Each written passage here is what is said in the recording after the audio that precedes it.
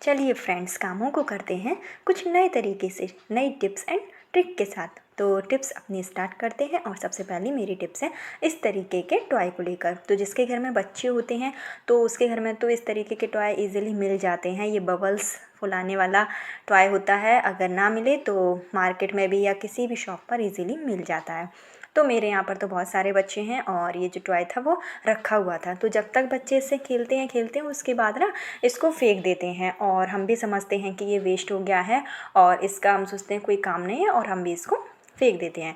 तो चलिए, इसका बहुत ही अच्छा सा यूज़ है जो मैं आप लोगों के साथ में शेयर कर रही हूँ। और आप मुझे पूरा यकीन है कि आप लोगों को ये टिप्स ज़रूर पसंद आएगी। तो हमें करना क्या है, ऊपर वाला इसका जो कैप है वो निकाल देना है और कैप से दोनों जो इनर और आउट का जो पोर्शन है उसको निकाल देना है। अब हम इसका बहुत ही अच्छा सा यूज़ कर सकते हैं अपनी इस अगरबत्ती को रखने के लिए। तो फ्रेंड्स, हम इस टाइप की जो अगरबत्ती होती है, तो जब हम पैकेट से निकाल लेते हैं तो इसका जो पैकेट हमें खोलना पड़ता है और उसके बाद में अगर हम इसको ऐसे ही खुला छोड़ देते हैं तो अगरबत्ती जो होती है वो ख़राब हो जाती है। और या तो फिर हमें किसी मंदिर वगैरह में जाना होता है तो फिर हमें समझ में नहीं आता है कि हम ये अगरबत्ती का जो इतना बड़ा पैकेट है वो कहाँ लेकर जाएँ, क्योंकि बैग में छोटा छोटा सामान तो ईज़िली आ जाता है और बड़ा सामान जो है वो नहीं आ पाता है। तो उसके लिए हम बहुत ही अच्छा सा ये वाला जो बोतल है ना उसको यूज़ कर सकते हैं। तो इसमें इजीली हम सारी अगरबत्ती को निकाल लेंगे और देखिए मैं आपको इसमें रख कर दिखाती हूँ।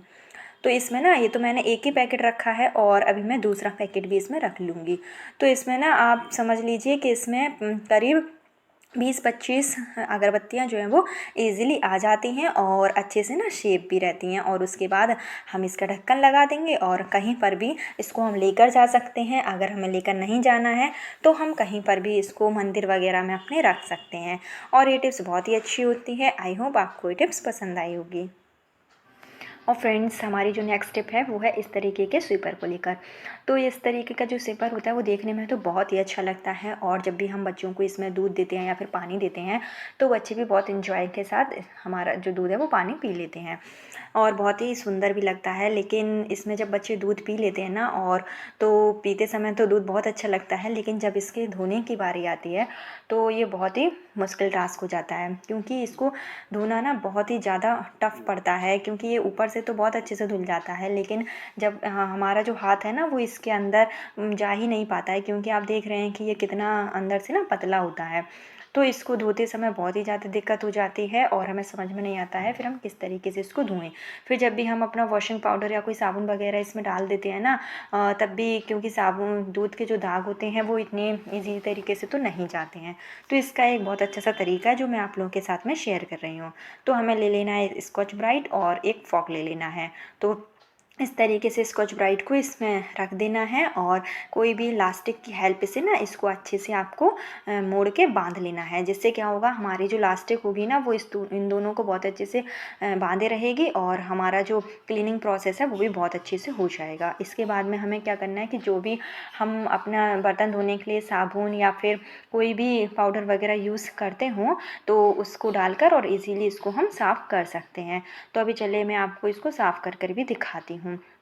तो इस तरीके से ना आप कोई भी आपके पास गिलास हो या कोई बॉटल हो जिसका जो इनर पार्ट है ना बहुत ज़्यादा वो नैरो हो, तो उसको आप इसी तरीके से साफ़ कर सकते हैं। तो मैंने भी इसमें प्रिल डाल दिया है और चलिए देखते हैं कि कितने अच्छे से ये साफ़ होगा। तो ये ना पूरा अंदर तक पहुंच जाता है और जहाँ भी कोने कोने में जो इसका जो पार्ट होता है ना जो साफ़ नहीं हो पाता है हाथ की हेल्प से, तो ये ना इससे ईज़िली बहुत अच्छे से साफ़ हो जाता है। और ये तरीका बहुत ही अच्छा होता है इन तरीके के बॉटल्स को साफ़ करने का, या जो बच्चों की दूध वाली बॉटल होती है उनको साफ़ करने का। तो ये तरीका ना बहुत ही अच्छा है और जिसके घर में छोटे बच्चे हैं उन लोगों के लिए तो ये टिप्स बहुत ही हेल्पफुल है। तो आई होप आपको ये टिप्स पसंद आई होगी, और पसंद आई हो तो चैनल पर नए हैं सब्सक्राइब ज़रूर कर दीजिए। और फ्रेंड्स, बस थोड़ा सा रफ़ करने के बाद मैंने इसको पानी से धो लिया है, तो आप देख सकते हैं कि कितना अच्छे से ये क्लीन हो गया है। तो चलिए चलते हैं अब अपने नेक्स्ट टिप्स की तरफ। तो हमारे जो नेक्स्ट टिप्स हैं वो है इस तरीके के कपड़ों को लेकर। तो जब भी हम इस तरीके के जो कपड़े होते हैं ना जिसमें ये धागा की कढ़ाई होती है या फिर कोई भी मतलब जो मोती वगैरह लगे हुए रहते हैं, तो इनको जब भी हम प्रेस करने जाते हैं ना तो हमें बहुत ज़्यादा प्रॉब्लम होती है। क्योंकि एक तो जो धागा होता है वो ये डर रहता है कि कहीं हमारी प्रेस में ना चिपक जाए और हमारा सारा कपड़ा तो ख़राब होगा ही, और ऊपर से जो प्रेस होती है ना इसका भी जो है पार्ट जो प्रेस भी हमारी जल जाती है और हम जो कपड़ा है इसमें चिपक जाता है, जिससे कि फिर हम और किसी कपड़ों में जब प्रेस करते हैं तो बहुत ज़्यादा प्रॉब्लम होने लगती है। तो इन तरीके के कपड़ों को प्रेस करने का एक बहुत ही अच्छा सा तरीका होता है जो मैं आप लोगों के साथ में शेयर कर रही हूँ।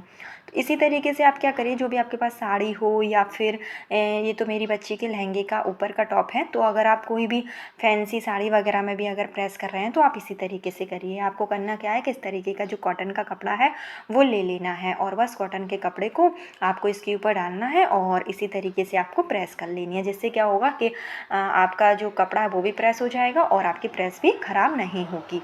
तो ये तरीका बहुत ही अच्छा होता है किसी भी इस तरीके के कपड़ों में प्रेस करने का। तो इसी तरीके से ना कि आप बहुत अच्छी जो महंगी महंगी साड़ियाँ होती हैं उन पर भी प्रेस कर सकते हैं। तो अभी मैं प्रेस कर नहीं रही हूँ, मैं बस आपको ईज़िली एक तरीका बता रही हूँ कि इस तरीके से आप लोग कर सकते हैं। तो अभी तो और फ्रेंड्स, हमारी जो नेक्स्ट टिप्स है वो है कैंची को लेकर।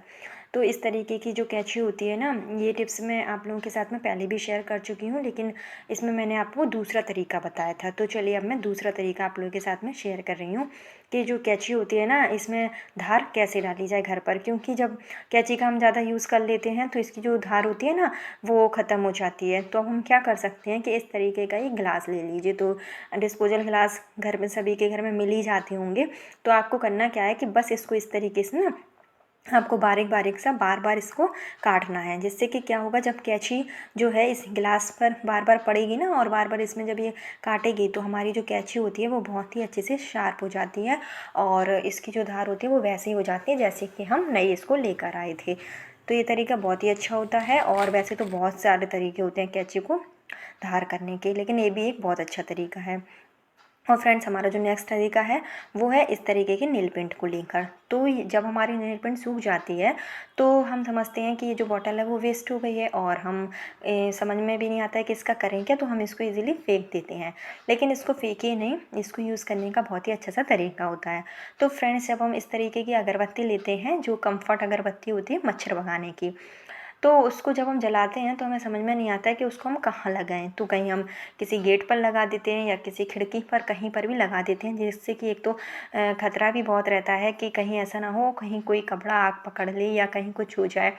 तो ना इसका एक बहुत अच्छा तरीका है कि आप क्या कीजिए, खाली नील पेंट की जो बॉटल है ना उसमें इस तरीके से आप इसको लगा दीजिए।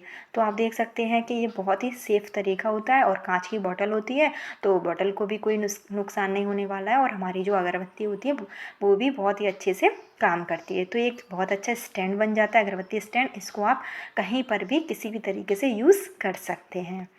और हमारी जो नेक्स्ट टिप्स है वो तो बहुत ही यूज़फुल है। तो फ्रेंड्स, ये जो टिप है वो है मेरी प्याज को लेकर। तो कभी कभी क्या होता है कि जब हम प्याज काटते हैं या फिर लहसुन काटते हैं तो काटने के बाद क्या होता है कि हमारे हाथों में ना एक अजीब सी स्मेल आने लगती है, जिसको जब हम साबुन से भी वॉश कर लेते हैं तो वो स्मेल जाती नहीं है और बहुत गंदी लगती है।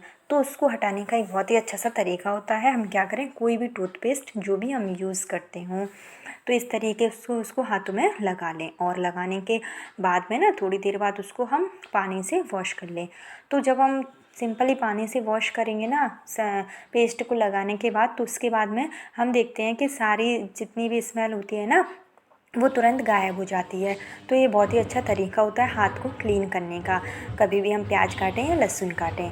तो आई होप आपको मेरी सारी टिप्स पसंद आई होगी। तो चैनल को सब्सक्राइब